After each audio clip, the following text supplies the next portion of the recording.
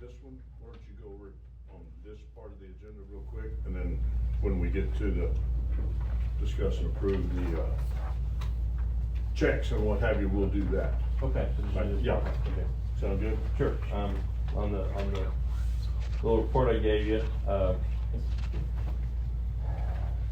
budget expenditures, you'll see we're just off $98,000 compared to, we're at a negative. Originally, we did a balanced budget last year, but then we bought the athletic equipment. We might have done something else, but it almost 95% of it was that athletic equipment was $98,000. So that's the difference on the budgeted expenditures.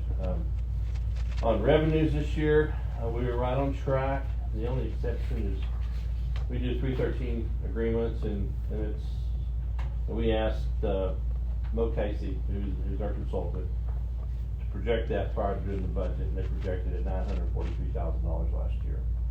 And they burned us pretty good this year. The actual revenue when it actually came in was $115,000. So there's a substantial difference of $840,000.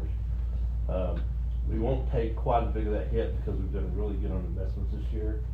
They're all going to mature in August, right before we have to do recapture payments and bond payments. So that will help a lot, but it won't cover that deficit. But anyway, in the future, I've talked to Ms. Carlisle. We're going to go real conservative on this budget because it's been burned. 2 years ago, they did $200,000, which we covered pretty easily with other stuff, and it wasn't a big deal. But $900,000, it's something else. And so, how's their projection so far off? I've got some complicated stuff I shared with Ms. Carlisle, but I'll be glad to share it with the board. And if you understand it, you're a lot smarter than me. How they try to explain to me what happened, and to understand their projections or the final numbers they come up with, it's crazy. And I just, they have to talk us through it to understand what they're doing. It is what it is.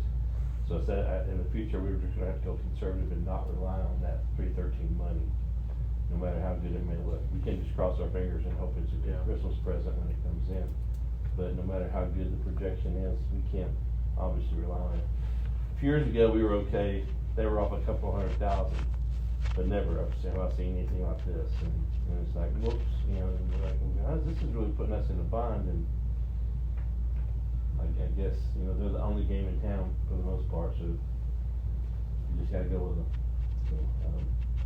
So, actual expenditures are really on track. They might be a little less in the end than what we actually budgeted, but not enough to make up for that 313 money.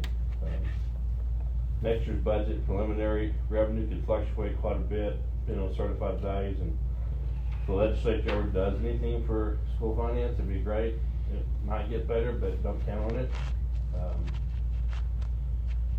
Ever since I've been doing, school finance, my actual values are always higher than my projected.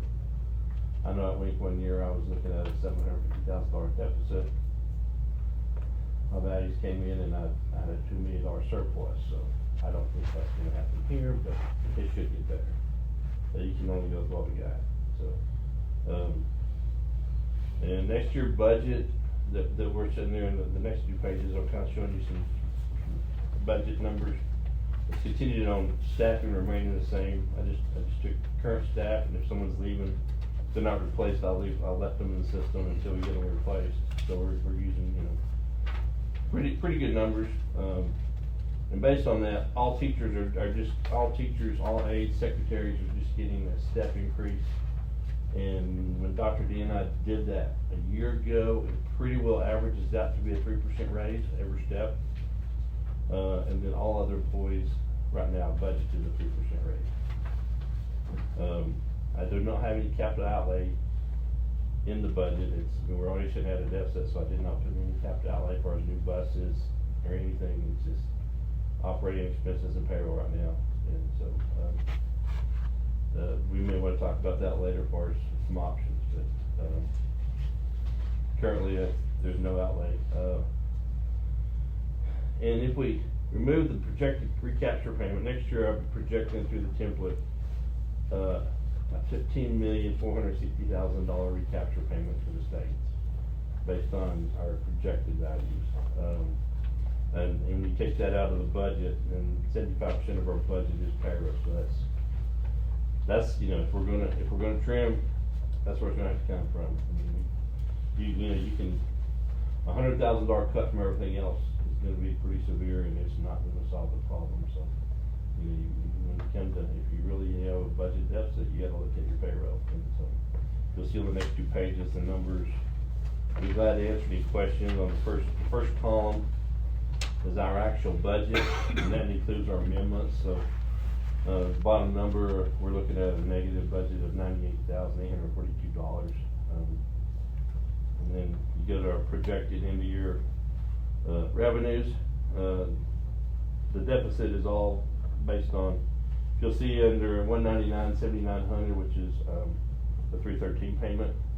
We budgeted that $943,000, our actual is $115,000, and so if you go look at the bottom, that loss, that's all gonna be attributed to that, payment that didn't happen. Next year's budget, similar to what we're projecting next year, with everything basically staying the same far as, and the only difference is we're not budgeting any capital outlay for next year. So, it's not good news.